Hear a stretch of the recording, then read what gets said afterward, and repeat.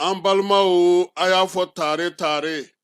Agri-Sup Bamako min ye sanayɛlɛ kalanso ye sɛnɛ baganmara ale ni jɛgɛmɔ ni vétérinaire k'an ka jamana kɔnɔ a siɲɛ fɔlɔ nin y'o dayɛlɛtɔ ye Bamakɔkaw fɛ yen École supérieure privée des sciences et techniques agricoles Sotiba Bamako yan min ye maa min b'a fɛ sa ka kalan kɛ sɛnɛko ta nasira fɛ baganmara jɛgɛmɔ vétérinaire ani sɛnɛ ta sira bɛɛ lajɛlen fɛ i wasa don Agri-Sup la u n'u ka système LMD ni maa min b'a fɛ ka DUT kɛ sa ka ɲɛsin reproduction animale incinération artificielle animale ma i bɛ se ka taa ye minnu fana b'a fɛ ka licence kɛ en médecine vétérinaire olu fana bɛ se ka taa ye min ye DUT reproduction animale ale ni incinération artificielle animale o bɛɛ lajɛlen kalan bɛ kɛ Agri-Sup la Bamako tɔgɔ sɛbɛnw olu bɛ daminɛ min ye novembre kalo tile 10 ye ka taa bila sa fo min ye kalanta olu waatiw la maa minnu mana yen sugandi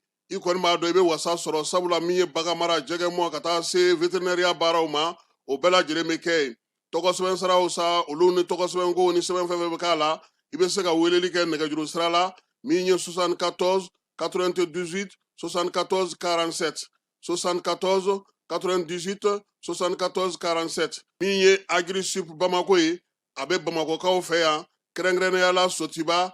Stade Malien ale ka ndolati kɛrɛ kɛrɛfɛ n'aw taara ye don o don k'aw bisimila ka ɲɛ Jules Jean B Kone vétérinaire don wa min ye kalanso in ye a tigi ye ale yɛrɛ ye a y'aw boli joona sabula min ye kalanyɔrɔ in ye a kalanso a hakɛw dɔnnen don yaasa aw ka se k'aw denw tɔgɔ sɛbɛn joona u ka kɛ an ma jigisigi ye Taba yani ka se aéroport sirafara ma station laban i kiniboloya fan fɛ i bi jigi o carré fan fɛ i bi jigi o carré fɛ mètre 200 bɔɲango hôtel Lafiya ale cokolen bɛ i kiniboloya fan fɛ i bi se ka weleli kɛ nɛgɛjuru siraw fɛ 21 42 14 11 76 01 01 98 66 78 72 04 hôtel Lafiya référence do.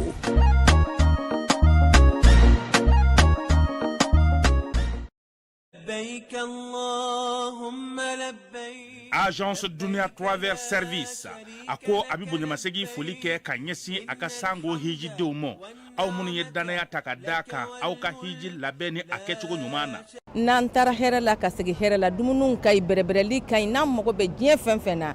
u b'a bɛɛ lajɛlen k'an ye donc an b'u fo k'u barikada directeur min tun b'a nɔfɛ n'o ye Amadu Mayiga ye a jɔra a jɔyɔrɔ la ɲɛmɔgɔya ko fɛn fɛn a jɔra a jɔyɔrɔ la ka nisɔndiya mɔgɔw la ka mɔgɔw bɛrɛbɛrɛ ka koto mɔgɔw t'a la mɔgɔw tɛ min dɔn k'a ɲɛ yira mɔgɔw la an y'o baara de sɔrɔ duniya la kumu kelen kɔnɔ a ko ka aw bɛɛ lajɛlen ladɔnniya silamɛ minnu bɛ Mali kɔnɔ ani minnu sigiyɔrɔ bɛnnen don diɲɛ jamana wɛrɛw ma k'a fɔ san wɛrɛ o hiji ni o umura o baaraw labɛnw daminɛna ka ban o tumana aw minnu b'a fɛ ka hiji kɛ damu lakana ni basigi kɔnɔ Agence Dunuya a kɛmɛ ko fɛɛrɛ bɛɛ lajɛlen tigɛ ka hiji kɛcogo ɲuman kalanw bɛɛ lajɛlen labɛn ka bila aw ɲɛ min ye k'a dɔn siyɔrɔ ni damu ye ka surunya aw ka bato kɛ yɔrɔw la dumuni lak'i ka sanuma o bi tobi ka bila aw ka bolo ka saga n'a ka waati bɛɛ lajɛlen la dɔgɔtɔrɔ jolenw olu bɛ aw nɔfɛ hiji kɛ yɔrɔ ani bato kɛ yɔrɔ wɛrɛw bɛɛ lajɛlen la yɔrɔ bɛɛ ani waati bɛɛ baw bolo kuma dɔ o ka wusa ne de sen ka di ye Agence Dunia Travel Service jɛɲɔgɔn kelen min bɛ aw ka hiji ni aw ka humura kɛ k'a ɲɛ ale de do o fana ni aw bɛ kunnafoni wɛrɛ ɲini a ye weleli kɛ 66 71 37 24 70 64 99 71 ni aw bɛ u ka yɔrɔ ɲini u filɛ ni hippodrome yɛrɛ la immeuble station Soma Yafula Kulukɔrɔ sira da la o fana min y'i k'a dɔn Agence Dunia Travel Service ye k'u bɛ dugawu kɛ hiji ni umura kɛcogo ɲuman a n'a musakaw ala k'a nɔgɔya silamɛ bɛɛ lajɛlen ye.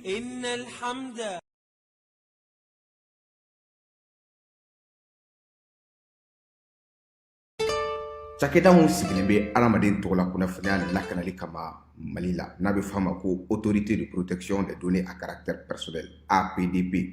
u kɛlen don ka wulikajɔba daminɛ Bamakɔ suguba kɔnɔ. Wulikajɔ in laɲini ye jumɛn ye? Ka ɲɛfɔli kɛ, ka fɛsɛfɛsɛli kɛ ani ka suguba kɔnɔ mɔgɔw dɛmɛ ka formalité déclarative ka se ka o musaka sara ka sɔrɔ wuli ka bɔ u sigiyɔrɔ la. Formalité déclarative bɛ se ka ta vidéo surveillance kan, a bɛ se ka ta gestion clientèle kan, a bɛ se ka ta gestion de la paix kan, o n'a ɲɔgɔnna caman. Missionnaire ninnu u labɛnnen don APDP gilet la ka APDP badge d'u ma ka tila ka ordre de mission officiel dilan ka d'u ma. Formalité déclarative ninnu a musaka bɛɛ lajɛlen bɛ se ka sara trésor paye fɛ. Trésor paye ye falandɛrɛ dayɛlɛlen ye jamana ɲɛmaaw fɛ walasa jamana kɔnɔdenw bɛ se k'u ka redevance bɛɛ lajɛlen sara ka sɔrɔ u ma wuli ka bɔ u sigiyɔrɔ la. Trésor paye bɛ labaara i ka téléphone ou bien ordinateur fɛ. O musaka ninnu saralen a jagoyalen don APDP agent kan u ka reçu d'i ma reçu min sanfɛ i b'a ye i ye musaka min bɔ i y'a bɔ kun min na QR code dɔ b'a la i bɛ se k'o scanner walasa ka a sɛbɛntiya k'a fɔ k'i ka sarali ɲɛna. APDP b'a da jamana kɔnɔdenw tulo kan k'u ka agent minnu bɛ terrain kan u labɛnnen don ni gilet ye ka tila ka APDP badge d'u ma ani APDP ordre de mission officiel.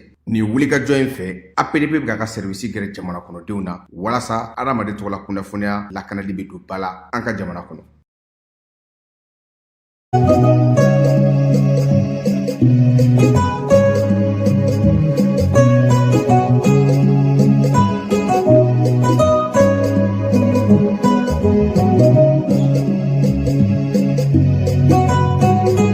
An filɛbaw ni an lamɛnbaw k'aw bɛɛ lajɛlen fo k'aw bɛɛ lajɛlen waleɲuman dɔn. Bi an ka kibaruyaw an bɛna olu dili daminɛ k'an to cɛncɛn camancɛ la yan Tumutu. Bi ye sibiri ye min ye septembre kalo tile 27 san 2025 an ka kibaruyaw la belebeleba bɛna kɛ min ye sɔgɔmada in na o ye an ye munumunu salo min kɛ kununko randonnée la ka taa cɛncɛn kan yaasa ka se ka kɛnɛ yira u la kɛnɛ min ni denmisɛnninw ye u fari foni a la. Su kɔnɔna na fana ɲɛnajɛ kɛra Tumutu bɔra sɔrɔ Tumutu ye seko ni dɔnko yira an na min ye Tawudeni ale ye su datugu ministre Mamu Dafe ale nana cun an fɛ a kabini kunnasini ko wulikajɔ minnu kɛra ale fɛ tile kɔnɔna na ani Bamakɔ kibaruya tɔ minnu bɛ yen o na k'an ka bi sɔgɔmada in na kuma la belebelebaw ye Falaye Keyita ale bɛ k'a fili bɔlɔlɔ fɛ yaasa a bɛ se k'aw ye cogo min kuma daminɛ an bɛna o kɛ kɛnɛ kan yan n'Ala sɔnna a ma an na ɲɔgɔn sɔrɔ an ka kibaruya diyɔrɔ kɔrɔ la yaasa a bɛ se k'aw faamuya cogo min ye nin y'an donkan ye bi sɔgɔmada in na. Falaye Keyita an bɛ taa fan fɛ yan'an ka segin ka na ni kibaruya tɔw ye. Ne tɔgɔ ye Fatima Touré ne ye Tɔnbɔkutuka ye donc an filɛ nin ye Tɔnbɔkutu désert sanfɛ donc activité min tɔgɔ ye safari voilà donc ne nana o hokumu kɔnɔna na ani biennale hokumu kɔnɔna la donc an nana an ɲɛnajɛ voilà an nana ka yɛlɛ chameau ninnu kan et puis faire les squats aussi ne kɔni bɛ na don o don ne bɛ na don o don. A bɛ an ɲɛnajɛ kosɛbɛ yɛrɛ yɛrɛ de parce que activité ba tɛ dugu kɔnɔ donc ni sugu ninnu n'a bɛ to ka kɛ o bɛ diya an jeunesse ni mɔgɔw ninnu ye biennale diyara kosɛbɛ. Ne tɔgɔ Adama Nantume ne nakun ye c'est pour que ka profiter du beau paysage de la ville de Tombouctou, une ville mystérieuse dont on a entendu les noms dans tous les médias et même au Mali ici, on y a togomé kachaya. Bon, à curiosité kumbana kana dugula et puis vraiment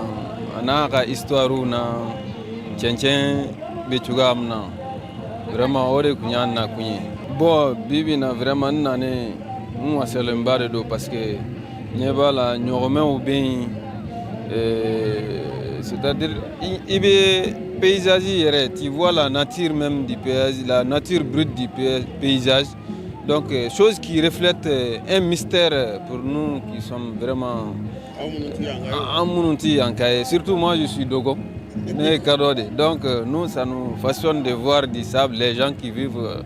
dans les sables. Et puis, bon, voilà,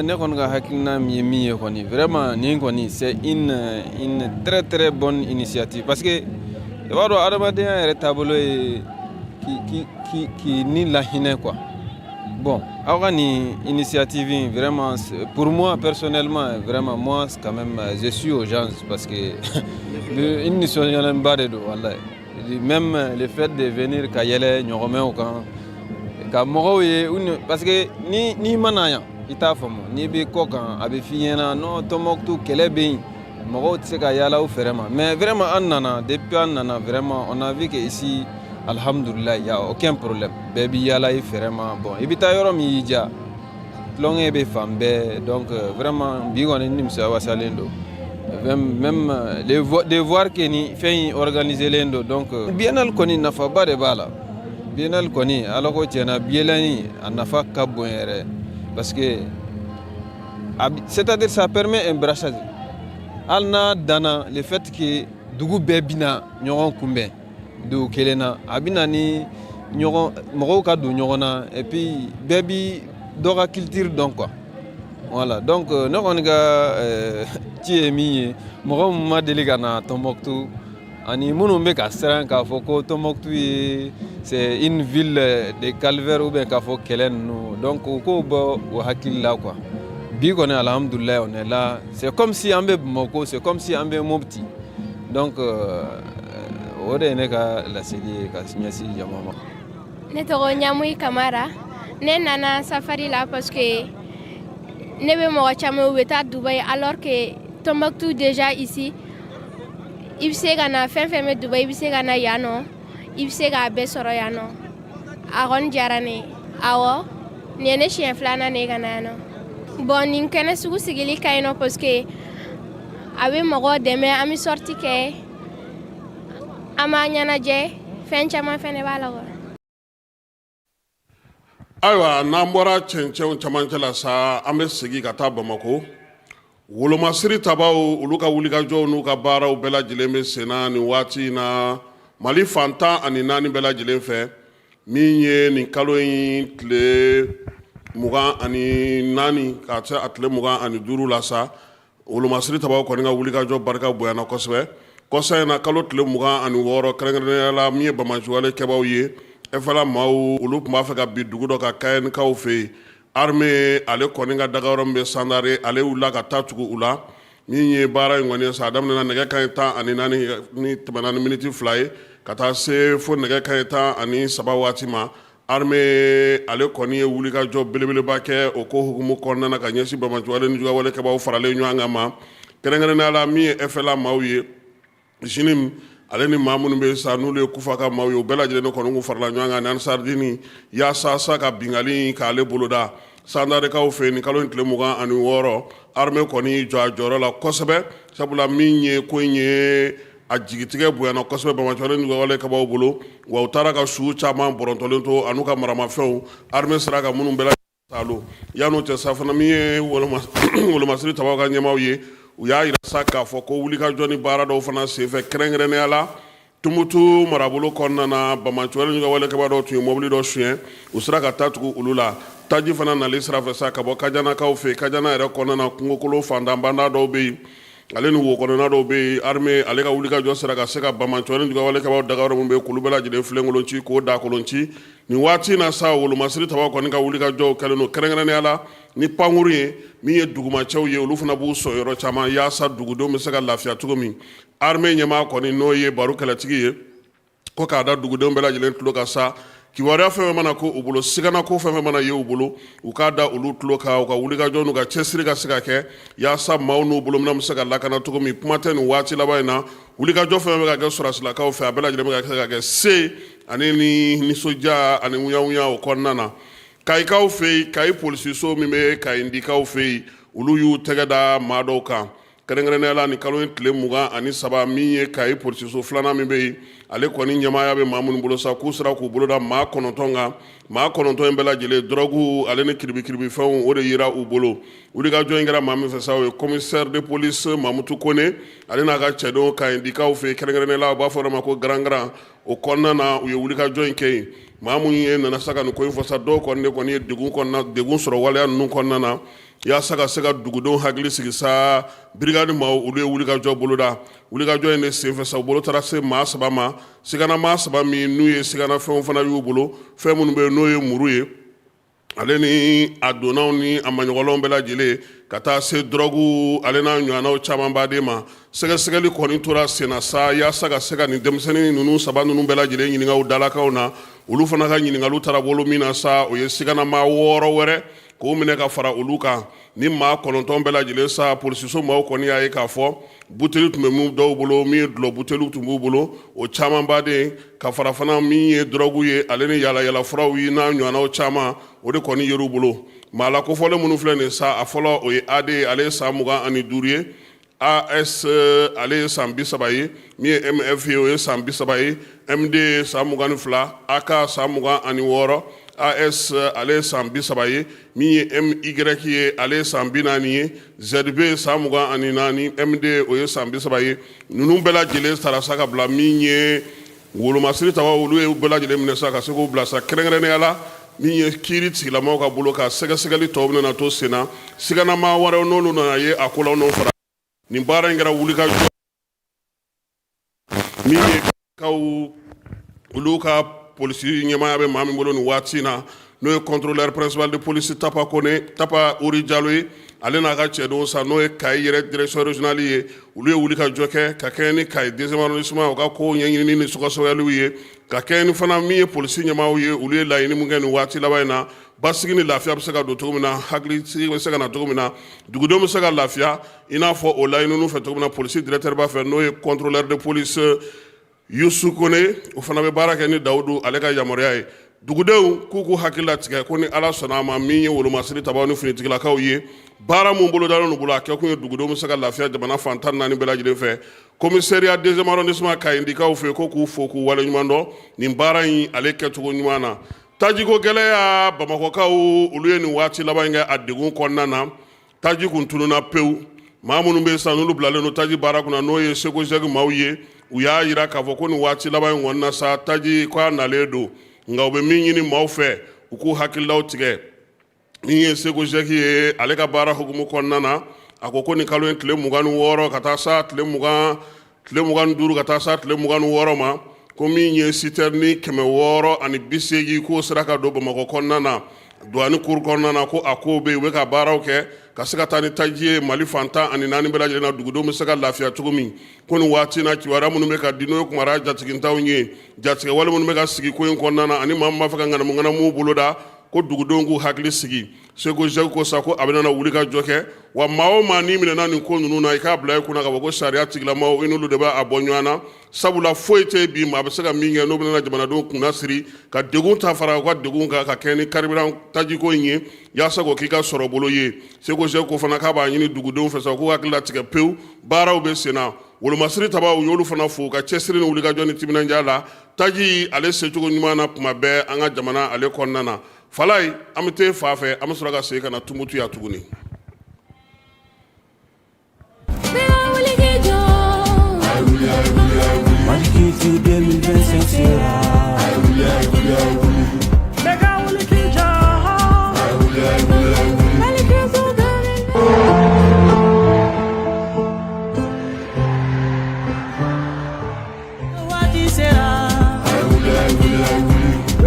Leka wuli k'i jɔ.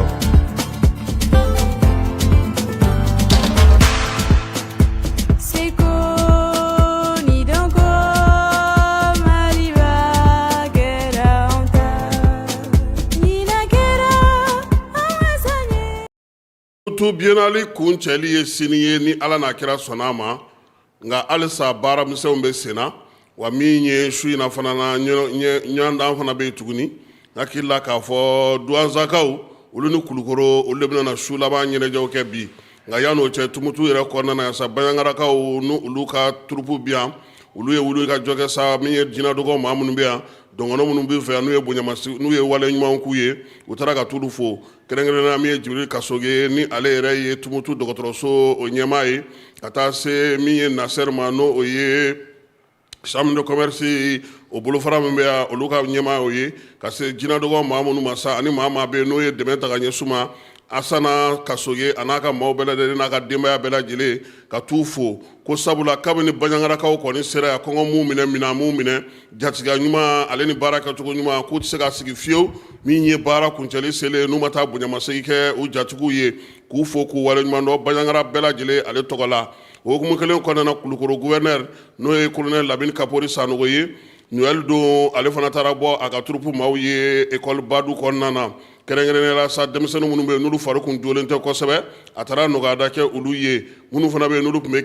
kerecɛn diinɛ mɔgɔ minnu fana b'a la a ye samɛ fɔli kɛ olu ye ka tila ka u masala k'a ɲini u fɛ sa k'u cɛsiri k'u jija kosɛbɛ sabula bi su in na Kulukoro ale k'an k'i bila fila ni dɛbɛ la yaasa ka se ka seko a n'a dɔnko bɛɛ lajɛlen yira orchestre ka fanfɛla fɛ Baɲangara ni Bamako ni Douaza olu jouera kunun siniko su fɛ kɛrɛnkɛrɛnnenya la min ye ministre Mamu Dafe ale tun b'o kɛnɛ kan Umu Sali Sek ale fana tun bɛ ka taa se min ye Tombouctou gouverneur ma marabolow ɲɛmaa bɛɛ lajɛlen taara o kɛnɛ kan orchestre saba in kɔni bɛɛ lajɛlen kelen ye dɔnkili tan da fo n'a kɛra Baɲangara ale ni Bamako ye sabula olu ye dɔnkili fila da u bɔko fɔlɔ su ɲɔgɔndan na o kɛra sadi ale kɔnɔna na yan o b'a to sa olu ye dɔnkili segin da tɔw kɔni ta o ye tan ye yaasa ka se ka ko faamuya turupu kɔnɔna na sa min ye orchestre ye olu bɛɛ lajɛlen kelen yamaruyalen don nin waati in na ka se ka dɔnkili 10 o de bɛna kɛ ɲɔgɔndan kɔnɔna na kununko tilegan fɛ ministre Mamu Dafe ale ni Umu Sali Sek olu ye baro sigi kɛ burudamɛw ka gwa min bɛ dugu min sigilen don kɛrɛnkɛrɛnnenya bi n'o ye Flamme de la Paix fanfɛla ye sa u taara baro sigi kɛ baro sigi tun bɛ tali kɛ cɛ fɔ ni kanbɛn na bɛn ni kelenya bɛ se ka sabati cogo min san min yɛrɛ filɛ n'o ye seko ni dɔnko san ye o jɔyɔrɔ bɛ se ka kɛ mun ye bɛn ni kelenya ko la ministre Mamu Dafe ale tun bɛ kɛnɛ kan ministre Umu Sali Sek fana tun bɛ yen min ye Mayi Asanatu Ɲare ye ale tun bɛ kuma di maaw ma miniti 45 kɔnɔna na sa bɛn ni kelenya jɔyɔrɔ min bɛ se ka kɛ bi seko ni dɔnko tigilamaw fɛ ji dar'o sɛnɛ kan Tumutu dugu yɛrɛ jɔyɔrɔ ye min y'o la Tumutukaw sera ka baara mun kɛ o la kuma kɛr'o kan Umu Sali Sek ale ye kuma ta k'a yira sa k'a fɔ bɛɛ lajɛlen kan ka se ka wuli ka jɔ kɛ bi ka cɛfɔ ni kanbɛn sigi sen kelen kan bɛn ni kelenyaw ka se ka sinsin dugudenw olu bɛ se ka lafiya cogo min nka Falaye Umu Sali ka kuma na a ye fɛn dɔw fɔ o ma bɛn Tumutukaw ma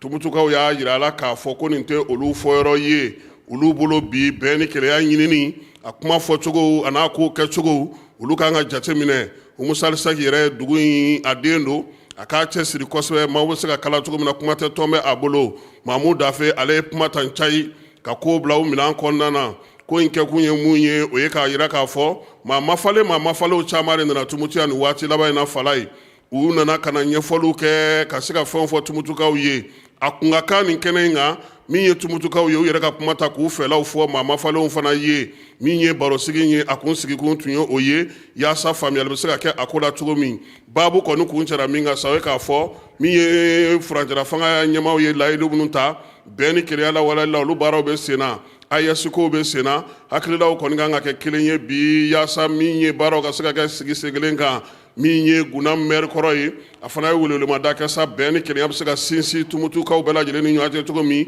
cɛfɔ ni kanbɛn o kɔnɔna na kununko o barosigi kɛra min ye village la biennale la Falaye Flamme de la Paix o yɔrɔ la kɛrɛnkɛrɛnnenya la Abarajukaw olu fɛ yen halisa biennale hukumu kɔnɔna na Falaye an y'a ye k'a fɔ sa min ye seko ni dɔnko kɔni ye ale bɛ fɛn caman cɛ la yan kɛrɛnkɛrɛnnenya la Tumutukaw fɛ yan kabini nin kalo in tile 26 n'o ye juma tɛmɛnen ye an y'a ye k'a fɔ sa ministre Mamu Dafe ale ni Umu Sali Sek olu kɔni bɛ u sɔn o la sa min ye ɲɛnajɛ belebele ye o sigira sen kan halisa min ye Flamme de la Paix yɔrɔ in na kununko Lazara waati min ye Baku Kante ye n'ale ye yan gouverneur ye Tumutu gouverneur ale tun bɛ ko in kɛnɛ kan marabolo ɲɛmaa fɛn bɛ Mali kɔnɔ yan n'olu bɛ Tumutu yan u bɛɛ lajɛlen tun b'a kɛnɛ kan min ye dɛmɛjɛkuluw ye ka taa se baarakɛjɛkuluw ma kɛrɛnkɛrɛnnenya la seko ni dɔnko yɛrɛ ɲɛmaaya bɛ maa minnu bolo olu bɛɛ lajɛlen tun bɛ yen waleya in kɛra kɛnɛ ye kiimɛli yɛrɛ ka kɛ ɲinan san seko ni dɔnko san in mun ni mun sera ka k'a kɔnɔ min ye seko ni dɔnko tigilamaw ye u ye assurance maladie volontaire min sɔrɔ n'o ye avoc ye da sigiraw la sigida ɲɛta o baro minnu sigira sen kan ka se ka denmisɛnninw kalan maanifinya tabiyaw la min ye faso sifinso ye fɛɛrɛ minnu sigira san in kɔnɔna na ka se ka waleyaba minnu kɛ ji daraw caman sɛnɛ ka k'o kiimɛliw kɛ kɛrɛnkɛrɛnnenya la sa jakunkurunin yirala maaw la waleyaba minnu kɛra san in kɔnɔna na ka se k'o yira min ye Wasa Kuyate ka taa se seko ni dɔnko tigila wɛrɛw mɔgɔw ma Falaye olu bɛɛ lajɛlen y'u bila u fila ni dɛbɛ la kɛnɛ kan ka maaw ɲɛnajɛ yaasa ka se ka ko in kun cɛ sa jɔnjɔndiw yera a la Fatumata Kulubali FC n'ale tɛ ko fɔ maa ye tuguni jɔnjɔn dira ale ma min ye Firuni ye n'o ye Elhaji Firuni ye ale min ye yan chambre de commerce président ni nin kalo in fana denfaya b'ale bolo jɔnjɔn dira ale ma Abibu Danbele Jima national de dɔ dira ale fana ma Da Ɲas ale min yɛrɛ ye bololabaarakɛlaw ka directeur ye Falaye ka taa fara Mamari Jara kan maa min bɛ biennale yɛrɛ ko bɛɛ lajɛlen kunna ninnu bɛɛ lajɛlen ye jɔnjɔn sɔrɔ kunungo Flamme de la Paix ale yɔrɔ la min ye ministre ye sa y'u bɛɛ lajɛlen fo k'u tanu baara ale kɛcogo ɲuman o la surɔ sa an ka sɔrɔ ka na su segina o sigi Tunbutu ale ni Tawudeni min ye Tunbutukaw ye olu y'a daminɛ ni ensemble instrumental ye ensemble instrumental minɛn kun ka ca gita b'a la min ye ngɔni b'a la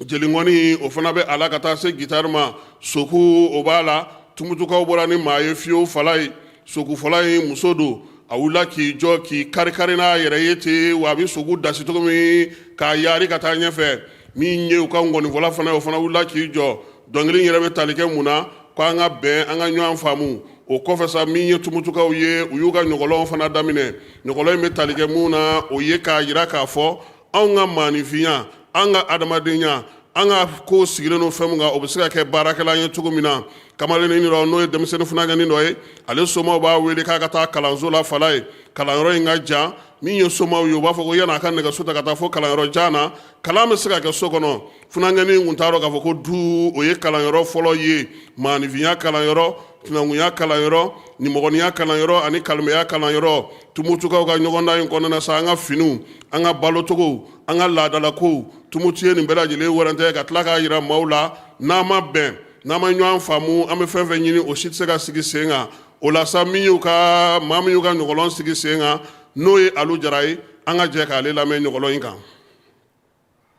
Bon pièce ye ko mun bɛ jamana kɔnɔ surtout AES donc pièce mun bɛ ka kuma o de kan ka jamanadenw ka AES pays saba k'a lajɛ k'u kala ɲɔgɔn na ani an ka segin an ka kokɔrɔw ma denmisɛnninw ka ladamu n'o y'u ka éducation ye o ka na donc pièce kuma o de kan ani bɛn ni kɛlɛɲɔgɔnya o ka na jamanadenw ni ɲɔgɔn cɛ n'o ye pays saba jamanadenw ni ɲɔgɔn cɛ ye. Bon a bɛɛ lajɛlen bɛ tali kɛ o de kan cohésion sociale c'est pour cela que an nana ne gese ye k'a yira gese k'a yira k'a fɔ a bɛ tali kɛ ka kalali kɛ ɲɔgɔn na an ye n t'a dɔn pièce la n'i y'a ye teri bɔra ne ka na ne gari ye ani miseli donc pour que k'a dɔn k'a fɔ bɛɛ b'a dɔn k'a fɔ jamana bɛ yɔrɔ min na bi pays AES jamana saba bɛ yɔrɔ min na fara-farali b'a ni ɲɔgɔn cɛ k'a lajɛ an ka don ɲɔgɔn an ka kala ɲɔgɔn na an y'a essayer k'o de fɔ ale ka segin an ka kokɔrɔw ma n'o ye an ka ladamu ye kɛrɛnkɛrɛnnenya la denmisɛnninw ka niveau la an y'o de yira an y'o de kɛ ɲɔgɔlɔn ye k'o yira k'o kɛ ladamu ye walasa jamanadenw ka se ka o faamuya cogo min na. Bon baara in an ka pièce yɛrɛ tiɲɛ yɛrɛ la Kasima a ma nɔgɔya dɔɔnin parce que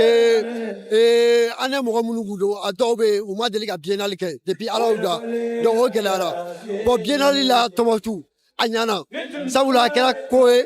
ka Tɔnbukutukaw parce que insécurité k'a yira mɔgɔw la ko sécurité bɛ yan k'a yira mɔgɔw la Tɔnbukutu mɔgɔw bɛ na en réalité Tɔnbukutu avait besoin de ça donc vraiment ni ɲɛna nka ne kɔni b'a ɲini jamana ɲɛmɔgɔw fɛ u k'a lajɛ ka dɔ fara biennale fɛnw kan kɛri ka k'a la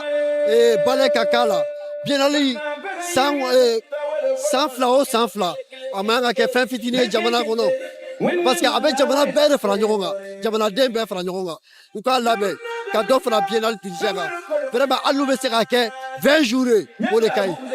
pour que mɔgɔw ka se ka nisɔndiyaba sɔrɔ o de ka di ne kɔni ye. laadala dɔ ka kɔnɔ fili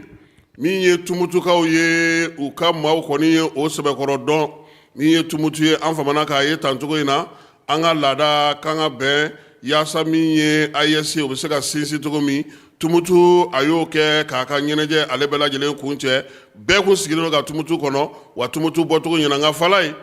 an ma danfaraba ye Tunbutu ni Tawudeni cɛ donfiniko la dɛ ni su daminɛna maa ɲɛna n'i ye Tunbutu ye ka Tawudeni ye wa u bɛɛ lajɛlen y'a daminɛ cogo kelen na Tawudeni fana ale fana nana ni a ka ensemble instrumental ye n'o ye an ka laadala fɔlifɛnw faralen ɲɔgɔn kan ka dɔnkili da n'o ye min ye o ye sa olu ko sa ko o tɔgɔ ye bɛn ni kelenya yaasa k'o bɛ se ka nɔgɔya cogo min na o kɔfɛ sa min y'u ka solo de san ye u nana o tugu o la k'a yira bɛɛ lajɛlen na sa k'a fɔ ko min ye Tunbutu ka ɲɔgɔlɔn ye ale bɛ tali kɛ mun na kɛrɛnkɛrɛnnenya la o ye k'a yira k'a fɔ sa ko min ye Tunbutukaw ye u ye mun yira maaw la ɲɔgɔlɔn na o ye surɔ Tawudenikaw u ka ɲɔgɔlɔn sira fɛ sa u ye min yira o ye k'a fɔ maa dɔ ale kɔni ye dugutala ye dugutala min don denmisɛnnin don a bɛ nana jigi maa min fɛ tigikɛ o tɛ yen min y'o furumuso de b'a kunbɛn o b'a kunbɛn min na o b'a fɔ ɲɛna olu ka laada ye min ye u tɛ se ka kuma cɛ fɛ k'a sɔrɔ o furukɛ yɛrɛ tɛ yen n'o ma yamaruya d'u ma min ye kamalen ye a b'i sinsin k'i fasaja kaki fo muso in bɛ sɔn k'a bisimila ale yɛrɛ a nana ye k'a fɔ ko giri don nka a nana min nɔfɛ ni o ye Abdul ye ale ye karabumaa ye nka o karabumaa nana dɔ dɔn cogo min na sabula kamalennin min nana n'o y'a dɔn o fana b'a dɔn k'a fɔ ko ale bɛ baara sugu mun kɛ o ye Ibrahim ye Ibrahim ni Abdu u b'u sigi Abdu terikɛ fila bɛna ja olu ye bandibaw de ye u bɛ binkaliw kɛ u bɛ maaw ka nafolo u bolo kumaniyaw ma binkaliw b'o kɛ denmisɛnninw b'a fɛ k'u bɛ taa tunga fɛ olu fana ka ŋanamu kɛ dɔrɔgu feerew bɛ nin bɛɛ kɛ Abdu jɛɲɔgɔn ye olu de ye min ye Ibrahim ye ale siranko sa ale b'a fɔ k'ale bɛ taa n'a yɛrɛ ye sabula ale tun t'a dɔn ko nin don Abdu muso a bɛna bɔ a kalama k'a fɔ ko ja ale cɛ zon don a bɛ k'ale balo ni haramu ye a bɛ k'ale balo ni jurumu ye o la sa min ye a teriw n'a tɔ ninnu bɛɛ lajɛlen sa k'u bɛɛ lajɛlen ye kelen ye a ko min ye Abdu ye a y'ale kuma suli a y'ale lebu wa a y'ale malo o la sa Falaye min ye ko in bɛna kun cɛ cogo di kamalennin n'o o ye Idrisi ye ni ale kun nana bɔ Abdu n'a muso ye ale bɛ segin ka taa nka ale taalen o y'a sɔrɔ Abdu n'a tɔɲɔgɔn ninnu u ye sɛbɛn min kɛ ka d'ale ma a nana ye sa bandi minnu bɛ ka ɲini wolomasiri tabaw fɛ olu ka sɛbɛn de taara ye ale bolo ale wo o bandiw wo wolomasiri tabaw bolo bɛɛ lajɛlen daji o dajilen kɔfɛ sa Abdu b'a yɛrɛ ɲini a yɛrɛ ɲinitɔ a bɛ sɔrɔ sa ka taa dugutigi fɛ yen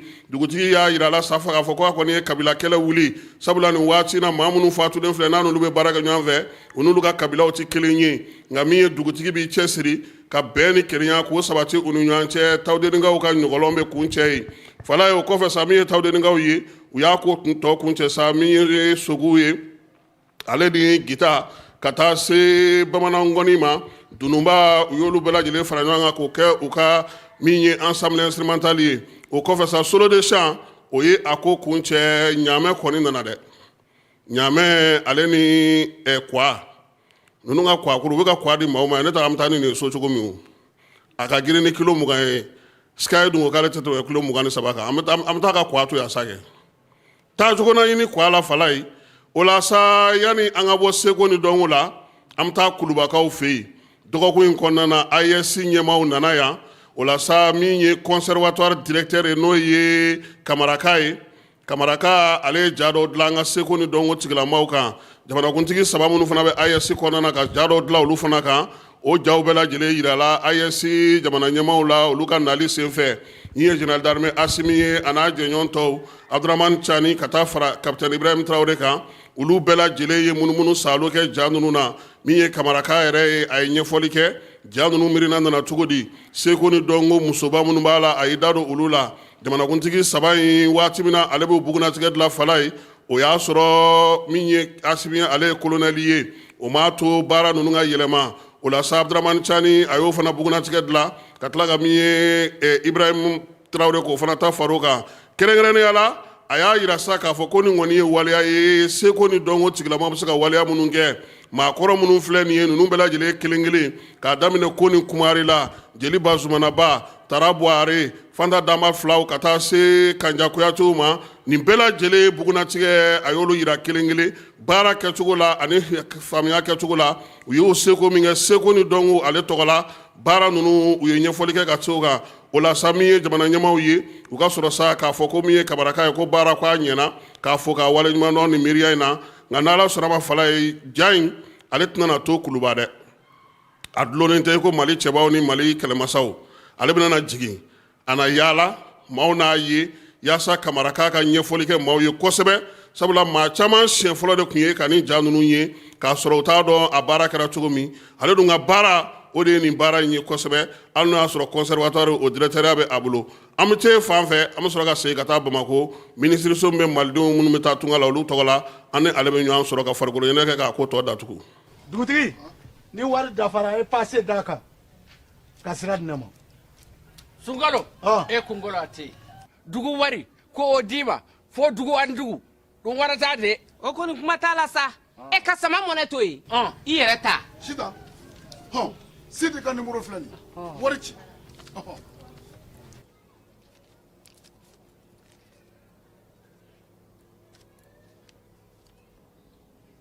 wari sera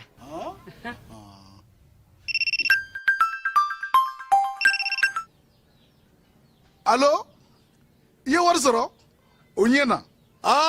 tiɲɛ yɛrɛ la ko ni sama bɛ maa min ɲɛ ko n komi t'i gosi ngonga sama mɔnɛ i yɛrɛ ta a sɔngɔ ka nɔgɔn ni mali warici sira bɛɛ ye depo ye fu ye wari bɛ ci fu ni application ye wa bɔsara ye musaka fitinin ye sama mɔnɛ ji ni kuran bɛ sara n'a ye krediw bɛ ta n'a ye sanni feere bɛ kɛ n'a ye sama mɔnɛ nin y'anw maliyɛnw ta ye a y'a si filɛ ka nkalon bɔnda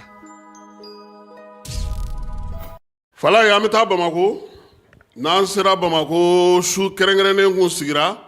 min ye tunkarangɛw olu tɔgɔla su baara in a kɛla nin kalo in tile 24 a ɲɛmaya tun bɛ maa min bolo sa minisiri min bɛ maliden minnu bɛ tunga la ani kɛrɛnkɛrɛnnenya min ye farafinna ka kelenya ye Musa Ag Atayɛri ale de y'o su in ɲɛnamayali baara kɛ fala ye su in bɛ tali kɛ baara la sa baara min kun cɛra n'o ye tunkarangɛw tɔgɔla don ye n'o kun daminɛna nin kalo in tile 18 ka taa bila tile 19 na o kɛra Bamako CICB kɔnɔna na su min kɛra k'a kun cɛ sa ko ka seko ni dɔnko tigilamɔgɔw bila ɲɔgɔndan na ɲɔgɔndan min na sa u na dɔnkilida dɔnkili minnu bɛna na to misali la seko ni dɔnko tigilama maa 6 olu de kɔni ka ko nana ta ka don nin ko in na calatigɛ jɛkulu fana sigira sa o y'a ka jaabi di maa min ye bɛɛ lajɛlen da fala ye o ye Sek Sirima Sako ye sefa wari miliyɔn 1 tara ka da ale ma maa filanan min dara ale ka sa o ye Virginie Danbele ye 150,000 o tara ka do o ma min ye Elmedi ye ale ta kɛra 100,000 ye maa 3 tɔ minnu n'olu sen donna ni ɲɔgɔn lajɛ in na sa 20,000 dira olu bɛɛ lajɛlen ma minisiri ko sa k'u filɛ ka baara min kɛ nin ye a bɛna olu dɛmɛ don nataw la u ka kow laseli la min ye fasoden ɲumanya waleya minnu b'a la u tɛna mara u bolokɔrɔ u bɛna wulikajɔ fɛn fɛn kɛ don nataw la dɔnkili ninnu u na da olu kɛnɛw kan ɲɛfɔli na kɛ maaw ye k'a yira maaw la k'a fɔ ko nin baara ninnu nana cogo min na bɛɛ lajɛlen bɛ se k'o faamu cogo min fala ye maliyɛn minnu bɛ kɔ ka halisa olu ka kibaruya la an balimamuso n'o ye Ayisata Bundi ye ale tun bɛ Nizɛrikaw fɛ yen Niger Mahama Falo kɛrɛnkɛrɛnnenya la dugu min bɛ yen n'o ye Damagaranikaw ye olu ye bonya kɛ ale ye masamuso u y'o jɔnjɔn ta ka d'a ma k'a yira sa k'a fɔ kabini nin décembre kalo in tile 6 min ye an balimamuso Ayisata Bundi ale kɛra Mayirama Dagara min ye o ye masakɛ denmuso ye sa kɛrɛnkɛrɛnnenya la u y'o ta k'o bonya d'a ma min ye Ayisata Kewule Bundi ye a y'a yira sa ko nin waleya in diyara ye kosɛbɛ a bɛnna ale ma n'ala sɔnna ma ale nana a na tila ka fasililikan ye kɛrɛnkɛrɛnnenya na bamanankan na an ka se ka ɲɛfɔli kɛ min ye Ayisata Bundi ale la ka tɔn maaw fala ye olu ka wulikajɔ n'u ka cɛsiri ko AES ka se ka jɔlan sɔrɔ jɔlan min musow bɛ se k'u sinsin o kan o la sa min ye Nizɛrikaw ye olu ye baara in faamu kosɛbɛ ni muso falenba ye ni maliden n'u n'a sigilen no Faransi nin waati in na waati ni waati a bɛna na baara kɛ Bamako kɔnɔna na k'i ka ɲɛfɔliw kɛ AES bɛ se ka nafa min ɲɛ AES bɛ se ka musow jɔyɔrɔ min ta muso bɛ se ka sankɔrɔta baara min kɛ AES kɔnɔna na k'olu bɛɛ lajɛlen na maaw tulo kan min ye Ayisata Kewule Bundi ye ko dɔ farala jɔyɔrɔ kan koyi Mariama Tabara nin y'a kɛlen o ye min ye Sultani Dagaram o y'o jɔnjɔn d'a ma nin kalo in tile 14 ko wa ko Mali bɛɛ lajɛlen o ka jɔnjɔn don o bɛ taa n'an ye sa fala ye farikolo ɲɛnajɛ kɛnɛ kan kunun ko samata sɛgɛw u y'u jɔ u cɛ jɔyɔrɔ la fala ye maaw b'u ɲini u fɛ u y'o kɛ kunun ko ka kɛ ni jamana min yɛrɛ ni tulo min ka kɛ ale fɛ yen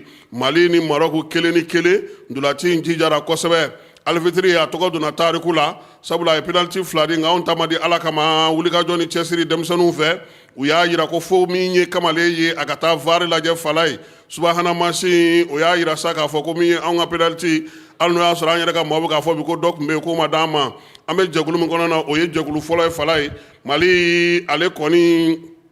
ndolati daminɛna waati min na sa an y'a gwa ɲɔgɔn da la koyi an yɛrɛ kun kɛlen don ka ninnu ta u ngɔnɔ ma nka u y'u to la ka t'u nɛgɛsi nagasa ka t'u bɔ k'u bi an ka dugusi kɔnɔ min ye u ka Brahim Diaz ye ale y'u ka celu dasi sɛgɛnnafiɲɛ bɔra o kan hali n'a sɔrɔ faranga kɛra 5 ye Mali a segilen ka na ka bɔ sɛgɛnnafiɲɛ bɔ la a fana ye wulikajɔ kɛ k'i cɛsiri an fana ye penalty sɔrɔ min ye Lasana Sinaɲɔgɔn ye sanga 64 na ale y'an ka celu dasi nka yan'o cɛ sa min ye Zambi ni Comore olu ta kɛra 2-0 ye Mali ale ni Maroc fana ta kɛra 1-1 fala ye bɛɛ lajɛlen nin groupe in kɔnɔna bɛɛ lajɛlen kɔni ka bolo i ka ko b'i yɛrɛ bolo sisan dɛ se ka taa ɲɛ ci ka segin so a tun b'o dakun de la sa hali n'o y'a sɔrɔ kuru 4 bɛ Maroc bolo a fana ma taa fɔlɔ dɛ parce que ani Zambi de bɛ ɲɔgɔn na fala ye Zambi dun fana kuru 2 b'ale bolo Zambi fana tɛ se ka to ten cogo la ten. Mali kuru fila b'an bolo nka anw ka cɛlu dasita ka taa ni Zambi ta ye o y'anw bila olu ɲɛ k'anw kɛ filanan ye. O la sa min ye ndolati wɛrɛ minnu tun bɛ yen Egypte ale y'a ka billet sɔrɔ ka taga 8e de finale la fala ye. Ale kɔni ye Afrique du Sud dasi 1-0 nka ndolati gɛlɛmanba kɔnɔna na Mohamed Salah ale de kɔni ye penalty hakilila k'o dasi kabini sanga 8nan kɔnɔna na. Angola ni Zimbabwe o kɛra 1-1 ye. Bi sa ni Ala sɔnna a ma jɛkulu minnu kɔnɔna na ni balontan kan ka kɛ yen kɛrɛnkɛrɛnnenya la o ye groupe C ni groupe D bi nka yan'o cɛ fala ye an bɛ segin ka taa Bamako kokura min ye Marokukaw ka pankurota jɛkulu min bɛ yen n'u b'a fɔ ma ko Royal El Maroc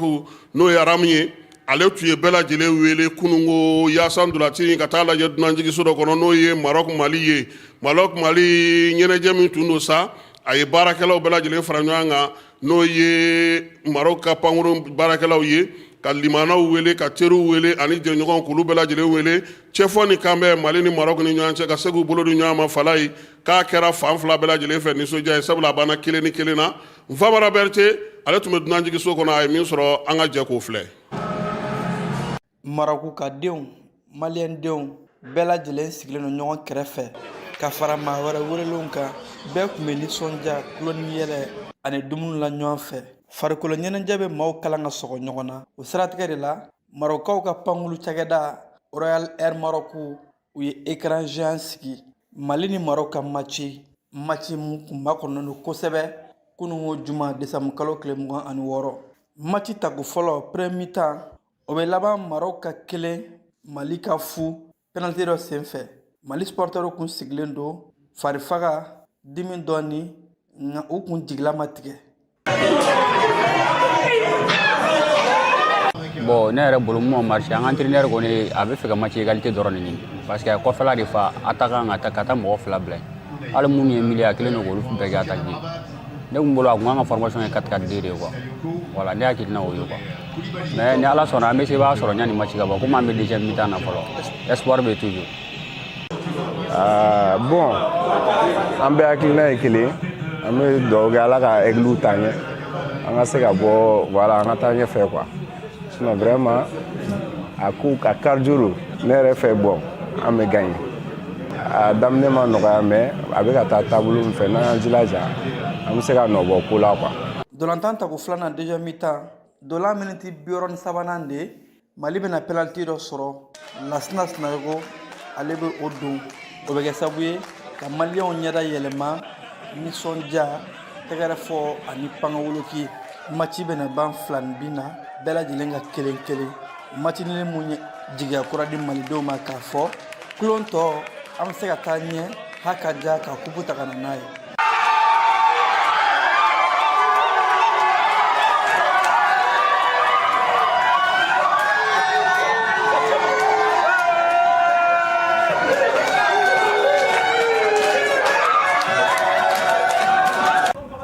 Bon match n ye faamuyali mun sɔrɔ a la pression dɔɔni kun b'an ka mɔgɔw kan parce que premier match la o kɛra cogo min na donc il fallait que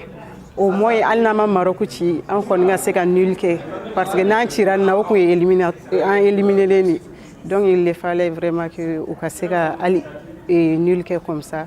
donc ils ont bien joué an kɔni ma se ko Marocains ci mais quand même les aigles ont bien joué. Bravo pour ça. Rien n'est perdu. Faut il m'a perdu follow. Mali bi se ka qualifier alsa tuguni ka tila kana ni coupe ye an ka jamana ka alsa. Bon, d'abord an bɛ équipe fo. Équipe an bɛ se k'a fɔ joueurs yɛrɛ ani équipe technique mɔgɔw bɛɛ lajɛlen. Ka d'a kan an ye mun ye an bɛ se k'a fɔ a bɛ espoir d'an ma kosɛbɛ parce que an ma ci. Bi fɔlɔ donna anw de la. Mais an tilala ka deuxième mi-temps na an y'a égaliser bon an bɛ se k'a fɔ a bɛ espoir d'an ma k'a fɔ yanni kani ka ban équipe bɛ se ka taa yɔrɔ jan na mais baara bɛ yen il faut reconnaître que baara bɛ yen parce que équipe in u bɛ jouer kosɛbɛ mais bi do yɔrɔ ninnu finalité man ɲi awɔ baaraba bɛ kɛ sɛgɛn bɛ kɛ mais n'u sera ɲɛfɛ i b'a ye k'a fɔ a laban cogo man ɲi baara ka ɲi ka k'o la kosɛbɛ.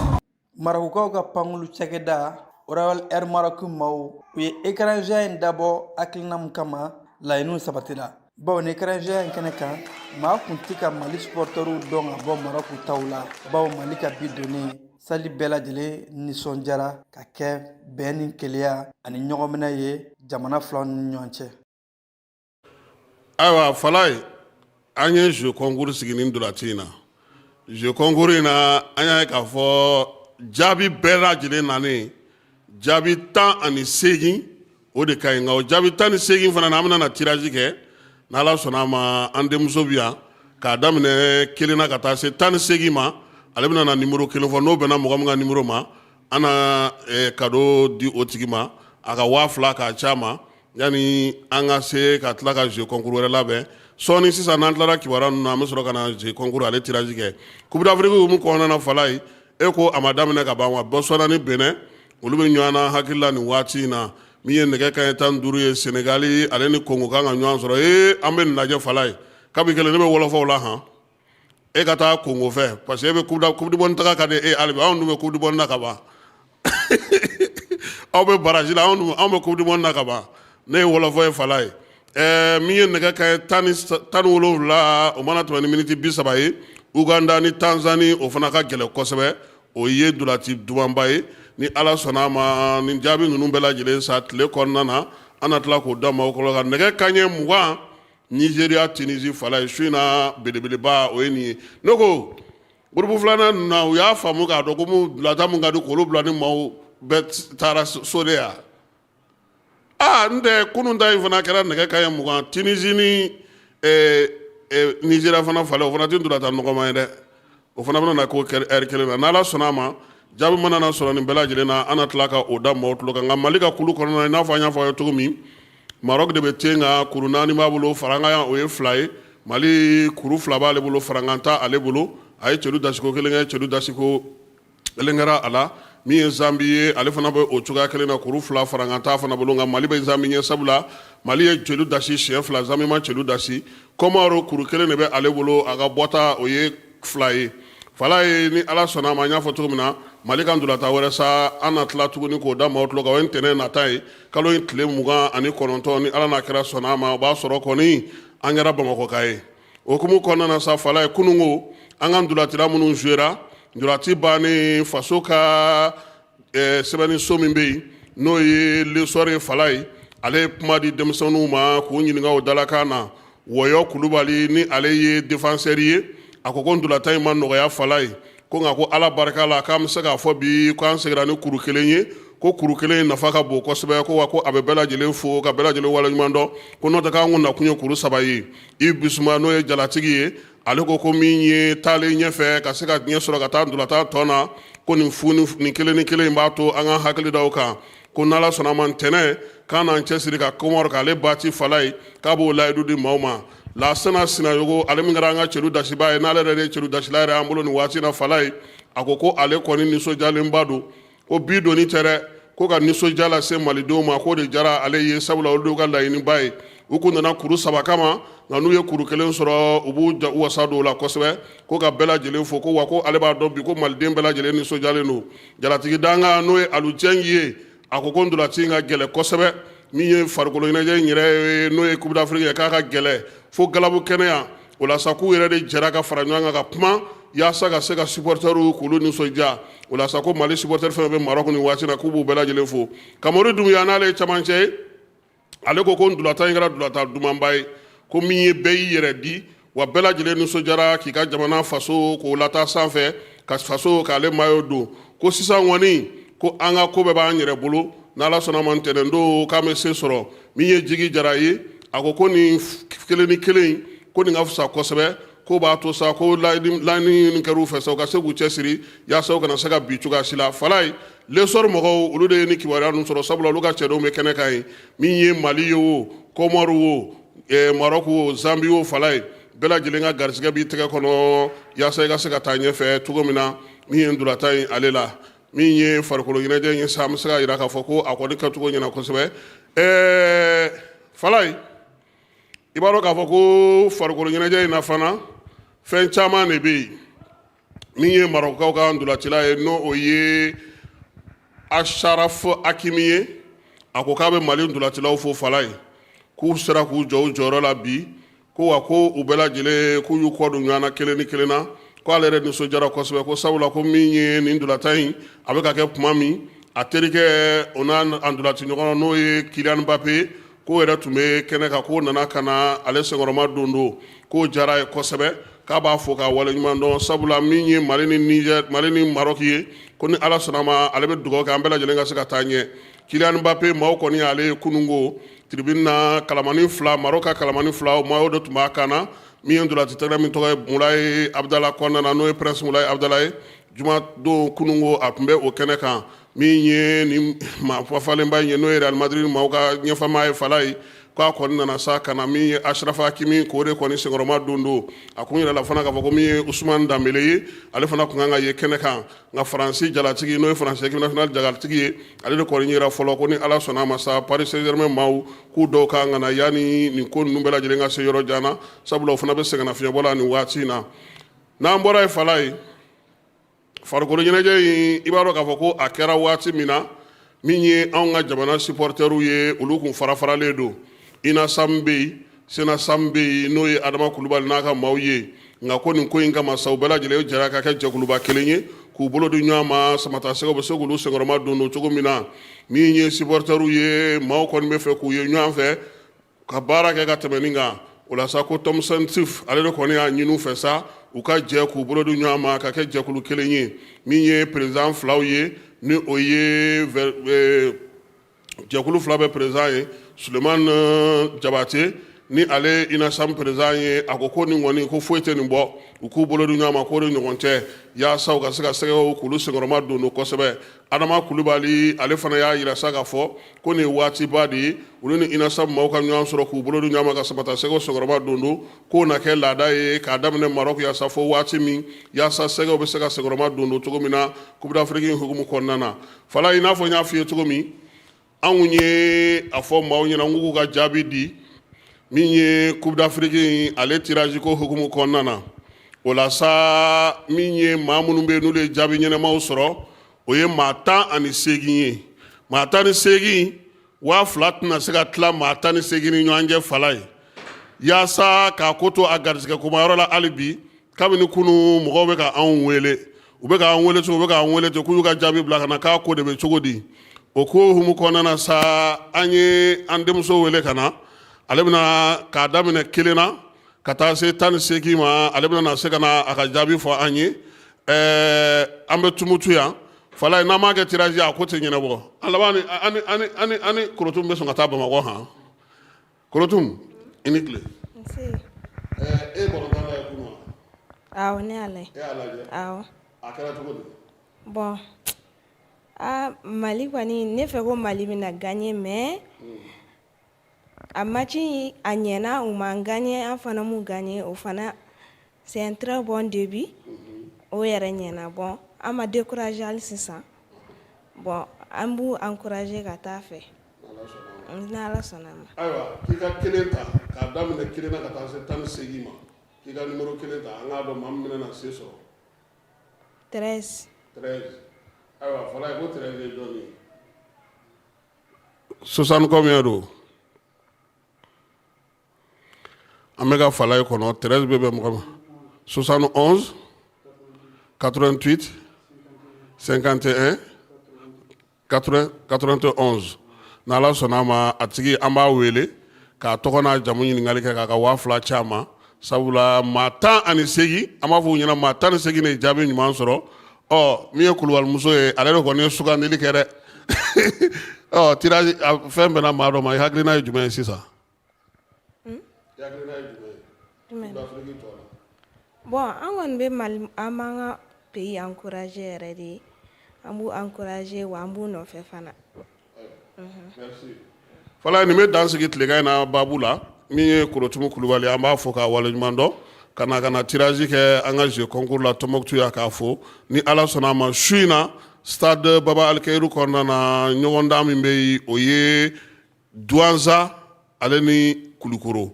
su in na ye kulo kuncɛli ɲɔgɔndan ye ni bita bɔra a la o bɛ kɛ biennale ɲɔgɔndan bannen pewu fo biennale wɛrɛ jaabiw olu bɛ bɔ sini nɛgɛ kanɲɛ 15 waati o bɛɛ lajɛlen bɛ kɛ durata kɛnɛ na n'Ala sɔnna ma premier ministre kan ka don an fɛ yan ka se ka na o ko bɛɛ lajɛlen kurumɔ kari wa biennale bɛ kun cɛ sini fala ye tile 10 baara kɔfɛ maa minnu ye jɔyɔrɔ minnu sɔrɔ maa minnu mun ka kan a bɛɛ lajɛlen bɛ fɔ sini ni Ala sɔnna ma fɛn fɛn mana sɔrɔ a la an n'a da maaw tulo kan k'i yɛrɛ fo k'i waleɲuman dɔn i Keyita a k'an bɛn waati wɛrɛ. Bɛɛ lajɛlen ma aw minnu b'a fɛ ka voyager k'a sɔrɔ a ma degun sɔrɔ a ka voyage kɔnɔna na compagnie de transport Somatra u y'a kanu ka na ni car kura caman ye car minnu dilanna norme kɔnɔna na aw ka lafiya kama a suspension wo a climatisation a siège wo n'i ye car jɔlen ye foyi tɛ jigin kɔnɔ i bɛ se ka don a kɔnɔna na cogo min na Somatra e ka kari Somatra ne ka kari Somatra anw ka kari o hukumu kɔnɔna na kari ninnu bɛ sira ta don ko don Bamako Segu San Moti Kucala ka taa se Sikaso ma Keɲeba Kita o ma ɲina Yoro di Sahel maaw kɔ ka taa se Kolokani Jijeni fo ka taa se Bɛnma ma Somatra fiɲɛ foroko Somatra